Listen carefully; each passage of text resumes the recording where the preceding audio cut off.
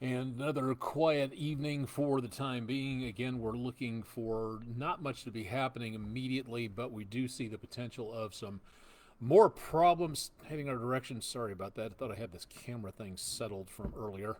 Make sure that there's no obstructions here for right now.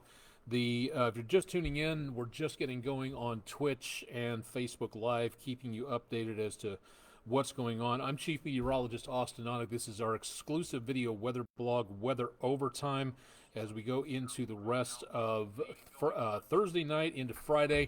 No problems tonight. Dry conditions continue. If you have anything in the way of allergies, we've got a lot of pollen out there. A lot of mold, too, being reported by Chattanooga Allergy Clinic. We'll talk more about that as well coming up here in just a little while.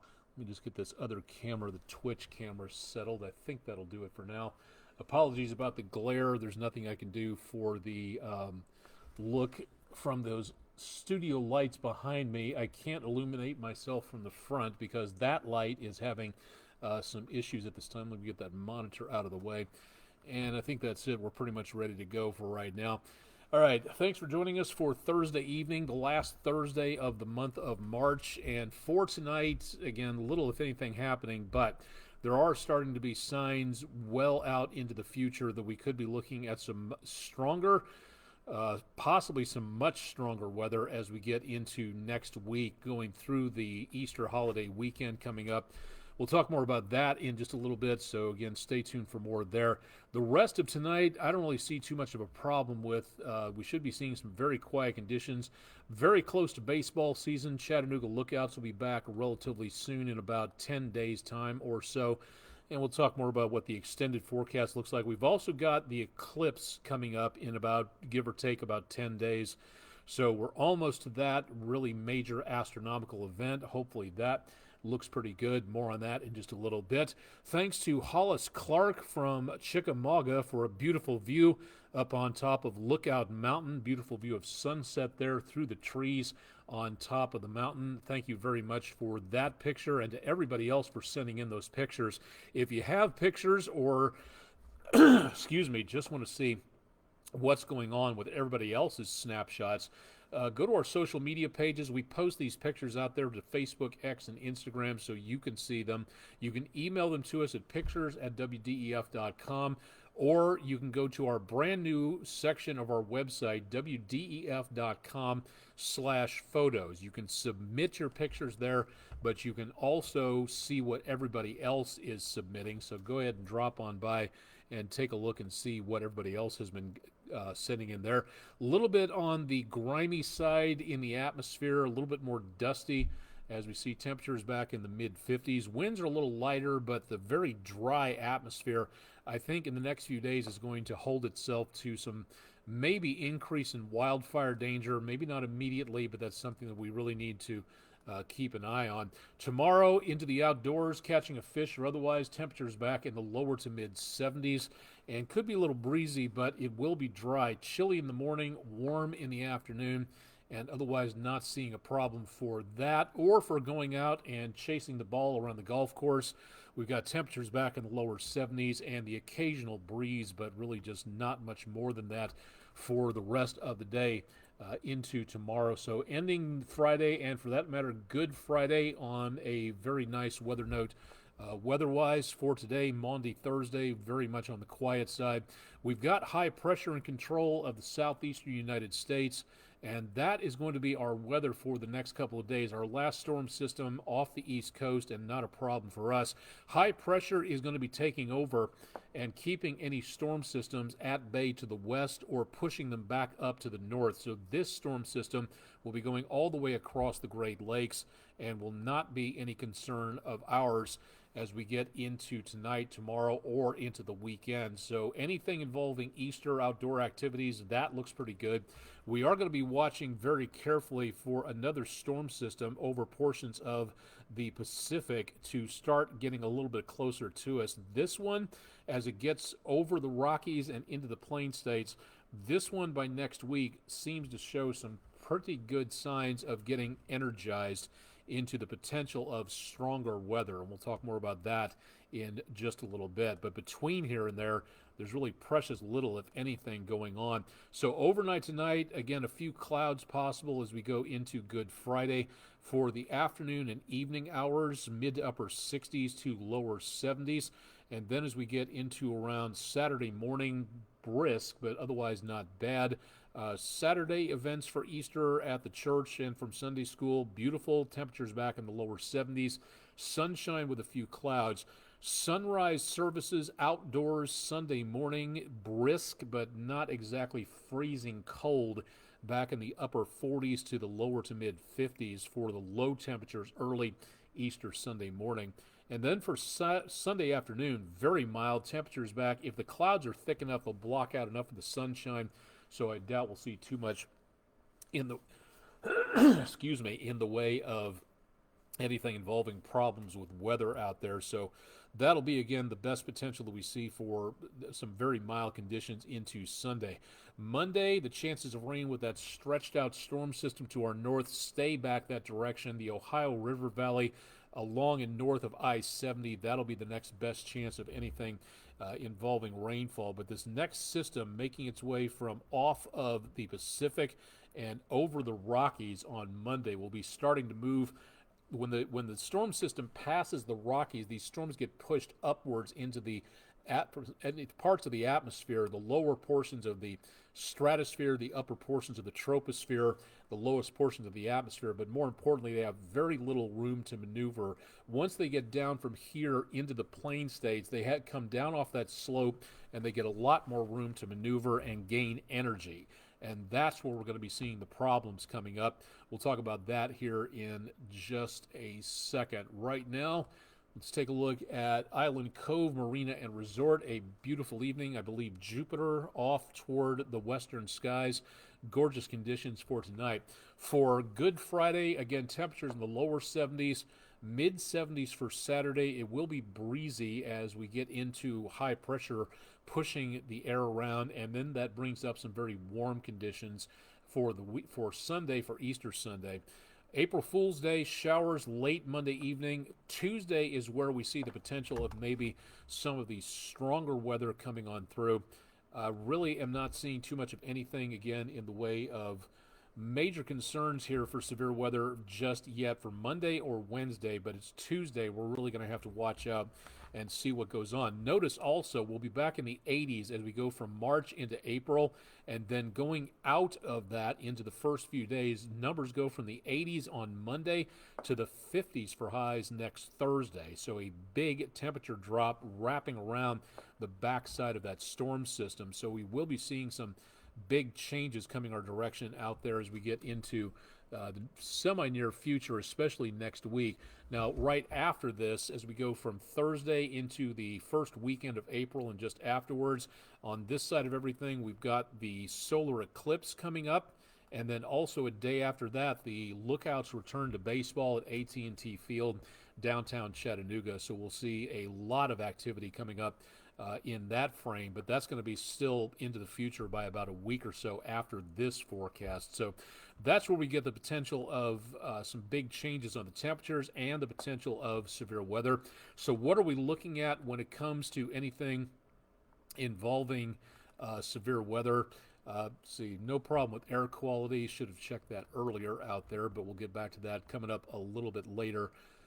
Where did it go? Here we go. Okay, for next week, Monday back to the west of us. Tuesday, the Storm Prediction Center puts out these extended 4 through 7 day forecasts. They have days 1, 2, and 3 today, tonight, tomorrow, and the day after that. That's the normal 3-day look ahead for severe weather. 4 days plus, that's where we start to see again the potential for just a probabilistic forecast, the highest probability of severe weather. And when you start seeing these polygons being issued on the forecast this far out, that is something that says that we really need to be paying attention. And it looks like things will be starting to the west and then moving to the east as we go into the evening hours. So I would say this is going to be targeting us as we get into and around portions of Tuesday night, possibly next Wednesday morning. Again, it's way too early to be able to talk about tornadoes, hail, damaging winds as the primary threat. But just because this forecast has been issued right here, this is a good opportunity to be able to say, now's the time to get ready for what may be coming our direction and think about getting prepared, keeping up with the weather through the forecast. The whole quote unquote without warning, when you see the headlines after a storm that a storm struck without warning, that's really not a thing anymore. Being able to keep track of a forecast for severe weather this far out, and then also being able to watch for severe weather through the TV station, through radio updates, through the internet, through wireless emergency alerts on your phone. It's really difficult to say that the storm struck without warning. It's one of the things to be able to say that individual responsibility says you can keep up to date with something like this very easily, and therefore might be able to save your own life by making certain you are up to date on what is going on. So definitely want to keep that in mind. We'll be watching this throughout the next several days, so keep it tuned to News 12, and we'll let you know a little bit more about what's going on. Lori Knoll, Tipton County, West Tennessee. Glad to be missed over in that side of the state. Thank you for checking in. Hope everything is good over there weather-wise. And thanks for tuning in to the new digs here at News 12 in Chattanooga. What we're seeing, again, is just a generic forecast for right now. Zooming in on that threat for next week, I still think this is going to be a late evening type situation. So Tuesday night into Wednesday morning, that is where we could see the problem. Now, again, this forecast is going to get a lot of updates in the next 5 to 6 days. So it's very critically important, especially at this time of the year, when this is the time frame when we pick up the worst of the worst weather for this area of the country at this time of the year. So this is something that you really have to pay attention to. We'll keep an eye on things, but keep it tuned for yourself to News 12, the Storm Prediction Center, the National Weather Service that covers your area, and we'll make certain that you are in the know as to what may be going on. So that is something that really I cannot underscore that enough, to make certain that you are paying attention to what is going on across portions of the area. So that's something to really begin to take a look at this time, because again, this is something that could be a life-threatening situation. That's not hyping anything, and any TV station or individual who likes to say that I hype the weather, I totally triple dog dare you to say and prove otherwise on that, because this is not hyping. This is telling you what the forecast is and what might be heading our direction. That's not hype. That's planning ahead and just using common sense to take a look at what might be coming your way. So that, again, please keep it tuned to News 12 for more on that. Let's see, I would give you more information. I thought I had the graphic in here a little while ago. Here we go. This is it. Okay, if you'd like to know more about what the percentage of storms is like around any county in any state, what you're looking at here, a little difficult to see. The key is up here next to the News 12 logo, and the stripes you see on there are color-coded to match what it looks like. This is a map for Hamilton County only, showing the strongest or all of the tornadoes that have happened in modern recorded history, and that information is available for free. You can compile it in many different ways, and that's available at midsouthtornadoes.msstate.mississippistate.edu. It's a co-venture of the National Weather Service in Mississippi State to be able to take a look at the data in regards to what type of storms have happened, what year they happened, how much damage they did, things like that. And this is a really incredible thing to take a look at when it comes to a huge amount of anything involving the amount of tornadoes out there. That right there, this information can help us prepare to show what time frame these events happen, during what period of the day, what day, what month, what year they happen. If there were patterns to that, those patterns, that scientific examination, researching of data can help us understand more about what's happening. So please check out more at midsouthtornadoes.msstate.edu. and this is something you can check out for yourself and plug in the numbers and see what you can come up with when it comes to all the data out there. This is really incredible information, and it can keep us safer by examining the data and looking at what exactly happened at what time of what year and what month. So take a look at it. There's tons of information available there. So check out more details about that from MS State and the National Weather Service. Thanks to everybody for checking in and following along on Twitch. We try to keep everybody as updated as possible here. Again, the chances of anything involving severe weather are pretty much just not going to be happening for right now.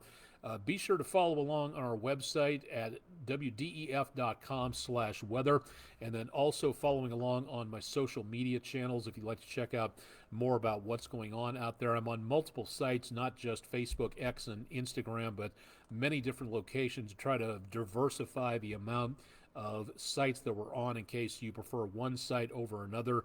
You'll be able to find out more about that out there. So thank you all for following along there. Taking a look at our friend in roofing weather/science poll question of the day. And today's question, courtesy of the United States Geological Service, to accurately read a rain gauge column, you read either the center of the water column or you read the edges. So which one is it? And remember that the surface tension of those water molecules as they latch on to the tube of the rain gauge can cause a kind of false reading by a little bit. So what you want to do is read the center of the water column, not the edges. And that's exactly the case right there. So this is a true statement. 54% of you, the majority, voted for false. Again, if you read the edges of the water column, you're going to be reading kind of a biased reading. So you want to read the lower section of the curve in there toward the middle, and that will get you an accurate reading of the rain gauge. That's our friend in roofing weather/science question of the day. And if you'd like to find out more, go to or just use the QR code on your screen or go to our website at wdef.com/vote now, and you can find out more by following along on our social media pages as well. We've only been on for about 17 minutes tonight, but there's precious little really going on. So decently quiet for this evening. And again, hopefully going to stay that way for tonight. Don't see any major problems until we get into next week. And that is where we see, again, the potential for maybe some rougher weather coming our direction. Again, Monday back toward the Mid-South. Tuesday a little bit closer to where we are here in the Tennessee River Valley. So please keep that in mind, and please be weather aware. Check out and see what is going on across the area with the forecast. You stay up to date, get batteries into your weather radio, have your phone charged for next week, and again, have a go bag ready in case you need to evacuate or shelter in place.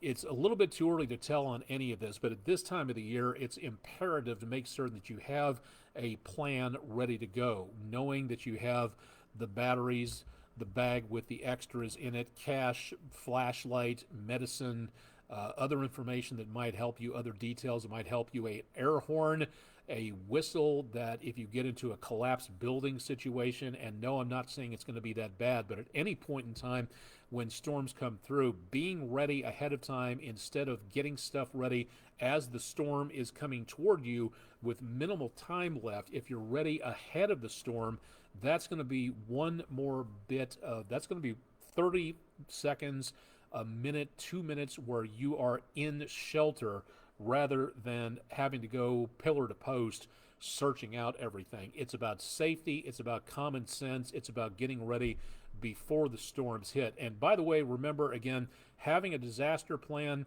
winging it, just figuring it out when it happens, that is not a plan. That is nowhere close to being a plan. So know what to do if the disaster is bad enough and you need to make a contact out of town. Talk with your friends, talk with your relatives, because if you can't make a phone call across town because of damaged cell phone towers or landlines or any other communication problems, you might be able to make a long distance phone call to a relative or a friend out of town, and that will be your getting contact point so that everybody can check in with them where they haven't been affected by the weather, the disaster, or anything else going on.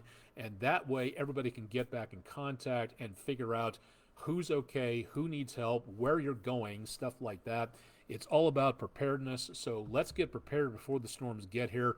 And let's especially pay attention to what is going on with the weather between now and then. That would be a very good idea. So let's get ready and make certain that you've got everything set to go. We'll have more on the forecast tonight. We are on late thanks to the NCAA tournament, assuming we're going to be on somewhere about midnight or so with News 12 at 11, the late edition. Chip Chapman will have your forecast coming up bright and early, 5 o'clock Eastern time on News 12 this morning. So stay tuned for that. And, of course, I'll be back again tomorrow, and we'll be on again late for Friday thanks to the tournament. So tune in for Weather Overtime at about 9:45 and we'll have the late edition of News 12 at 11 whenever we happen to have it, thanks to basketball. So stay tuned for that there. Live and direct from downtown Chattanooga, southeast Tennessee, the Tennessee River Valley, Eastern Time Zone, North America, Western Hemisphere, planet Earth, third rock from the sun, solar system, Milky Way galaxy. Thanks for joining us for Weather Overtime, News 12's exclusive video weather blog. And, of course, Chip will have more tomorrow morning, and I'll see you back here tomorrow night. So stay tuned for much more with News 12 on air and online. And thanks for joining us for Thursday night.